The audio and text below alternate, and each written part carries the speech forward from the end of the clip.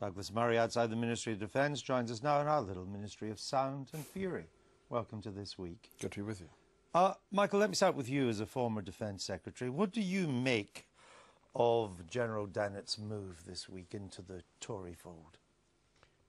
I think from his point of view it's probably quite unwise, partly because he's only just come out of the army, and partly because he's been appointed by a kind of press release in the middle of a Conservative Party conference. And therefore I myself wouldn't feel very confident of what that position really amounts to, because it clearly has symbolic and political effect now. It's an unfortunate way to go. So I think probably from his point of view it's been a misjudgment to accept the appointment. Isn't the idea that he'll go to the Lords and become a defence minister? Yes, but what's...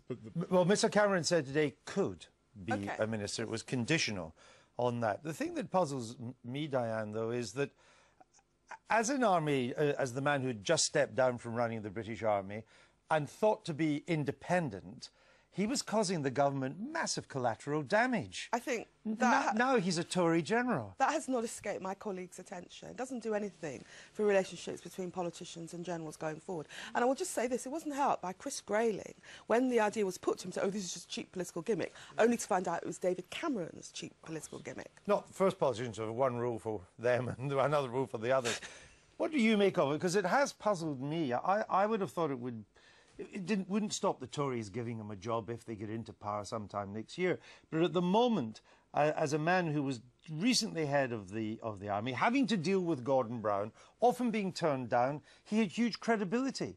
Now that can be knocked. Absolutely. I mean, his criticisms of Gordon Brown, the lack of provisions for our troops, the lack of troops in Afghanistan, these were very powerful criticisms to be making. And now it's just too easy for the Labour Party to be claiming that he's a stooge of the Conservatives. And the other thing, of course, is that if Dannatt does take up a post in any future Conservative government, this is a serious problem for his successor. The Chief of General Staff under the Conservative government would, I think, be very uneasy about having his predecessor breathing down his neck. This is not a great move from anyone's point of view. And even worse than that, actually, there's also now a question about what are the opinions of the Chief of the Defence Staff, Sir Jot Stirrup. It's been said that Sir Jot Stirrup, you know, is just as unhappy as Dannatt has been about the troop numbers. So now, you know, kind of by implication, even the criticisms that are made by the Chief of the Defence Staff, who's a completely non-political figure, will to some extent be discredited because they say, you know, you, like Dannatt, are probably just a Tory supporter. Is our military becoming politicised? Well, I think there is a risk that we're going that way. This is what's been happening in America, as I mentioned in the film briefly. That, you know, McChrystal's just suffered this with his recent... the American general. With his recent calls for troop increases. It's interpreted as being a political move and this sort of thing. We really do need our military commanders to be clearly in the public eye and in the eyes of our politicians advising the best advice they can give on behalf of the troops. The idea they could ever become party political stooges is seriously problematic. I would suggest, Diane, that maybe one of the reasons the top brass has become more politicised is because during the 12 years of this government, it's consistently sent our military forces to war on peacetime budgets. I think there's something in that. I mean, Blair, you know, was this great liberal interventionist, but he didn't want to... Spend the money. He didn't want to spend the money. And Gordon Brown didn't really want to spend the money. I mean, Blair wrote cheques which Gordon wasn't prepared to honour in political terms, Yeah, but I think there's a huge difference between Blair and the generals and Brown and the generals. I mean, even though Blair wasn't spending the money, maybe it was his chancellor who was refusing to spend it, Blair was pretty popular with the armed forces and had a way with them. And Brown just the opposite. I mean, I think, you know, what's happened with General Dannatt, as I say, I think he's been unwise to do this, but I think it's probably been as a result of immense provocation. He obviously feels deeply frustrated. And I think it is extraordinary that Gordon Brown has presided over such a breakdown between the political class and the generals. Well, it's unprecedented in modern times. And they're really not given to this. By the way, just while we're... No, but do you know that there's been this personal breakdown, or have you just read about it?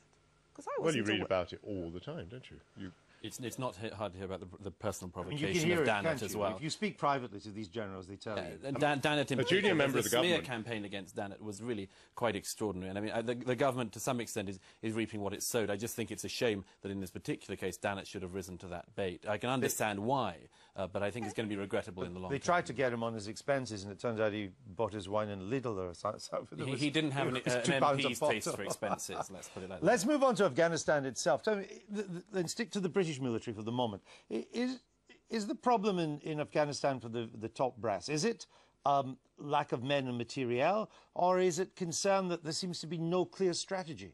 Well, it's a complete lack of political leadership and a lack of a clear strategy. The military will keep on asking for more troops, and they actually need more troops at the moment. If we're going to see replicated in Afghanistan, something like we saw in Iraq, particularly the so-called Sunni awakening, if that were to be replicated in Afghanistan, this is going to need more troops.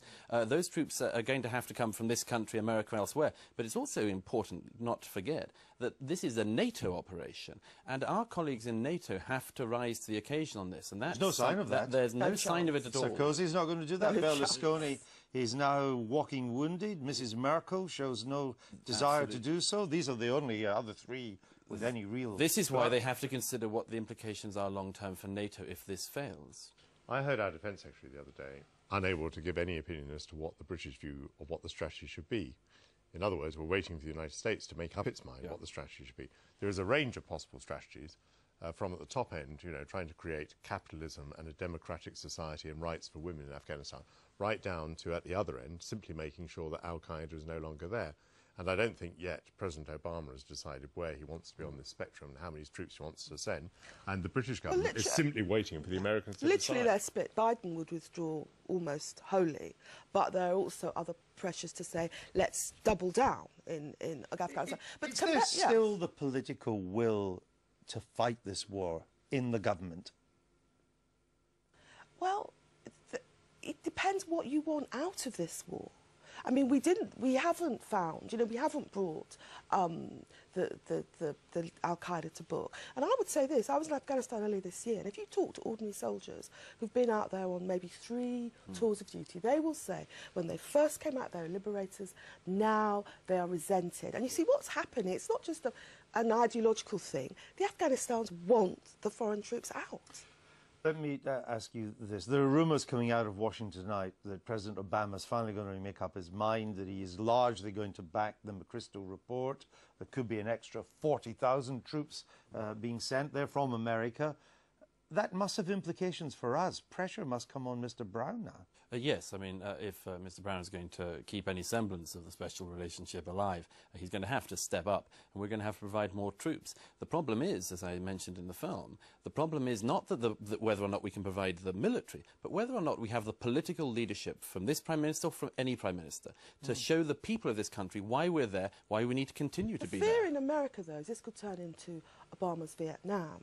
And the fear must be amongst British politicians that the British public will not tolerate pouring all this money into a long-term war like Vietnam. But that is only to state one half of the argument. What's the other half? Well, in Pakistan at the moment, the Pakistanis are seriously fighting Al-Qaeda. It's the first time they've done so. The army and the security services? Absolutely. The SWAT Valley earlier this year. The SWAT Valley earlier this year. They were not far from the... were great supporters. And so you would argue, obviously, then, if that's happening on that side of the border, we have to keep up the pressure on the other. But let me ask you this, coming back to the domestic situation here, Michael. President Obama, who had been against the Iraq war, has made Afghanistan his war. He made that on the campaign trail, and he continues to do so, and he'll do so even more if he follows the McChrystal report. Does this become David Cameron's war? Is David Cameron as Mr. Obama?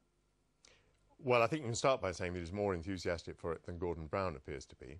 Really? And I'm judging by the speech that David Cameron made today. I mean, almost the first thing he said was about Afghanistan. Oh, it was the first thing he said. To restate very clearly, why we were there, why it mattered, and to imply that we would continue to be there and we'd be there in the numbers that were necessary. He gave no indication that he would support extra numbers or extra resources? Isn't that just a nod to the sun and their campaign around our troops? Well, it's a nod to be saying something nice without committing yourself to anything. Yeah. Well, that's how that's Obama began, with campaign promises. There's also always been the presumption that the Iraq was a bad war, Afghanistan's a good war, you've got to show your support for Afghanistan. But we do need to remember, this isn't just about supporting our troops. This is an important thing for any potential Prime Minister to be doing.